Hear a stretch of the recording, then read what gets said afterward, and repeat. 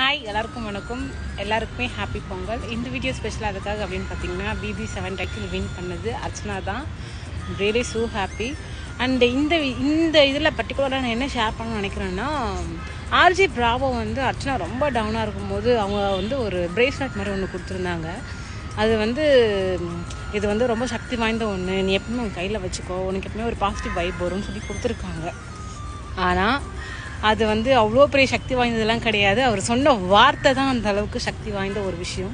அதை வந்து அர்ச்சனா வந்து நம்மக்கிட்ட ஒரு பவர்ஃபுல்லான ஒன்று இருக்குது, அது வந்து நமக்கு நிறைய ஸ்ட்ரென்த்து கொடுக்கும், பாசிட்டிவ் வைப் கிடைக்கும்னு அதை நம்பினாங்க.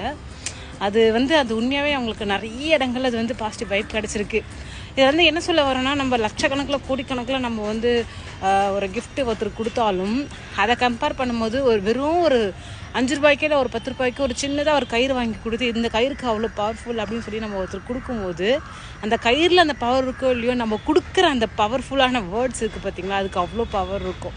அந்த மாதிரி நம்ம வாழ்க்கையில் நம்ம எப்போயாவது டவுனாக இருக்கும்போது, இல்லை உங்களை பக்கத்தில் யாராவது டவுனாக இருந்தாங்கன்னா, இந்த மாதிரி அவங்களுக்கு ஏதாவது ஒன்று சப்போர்ட்டிவாக ஸ்ட்ரென்த்தாக இருக்கிற மாதிரி ஏதோ ஒரு விஷயத்தை கொடுத்து இதை எப்போவுமே வச்சுக்கோன்னு சொல்லி பாருங்களேன்.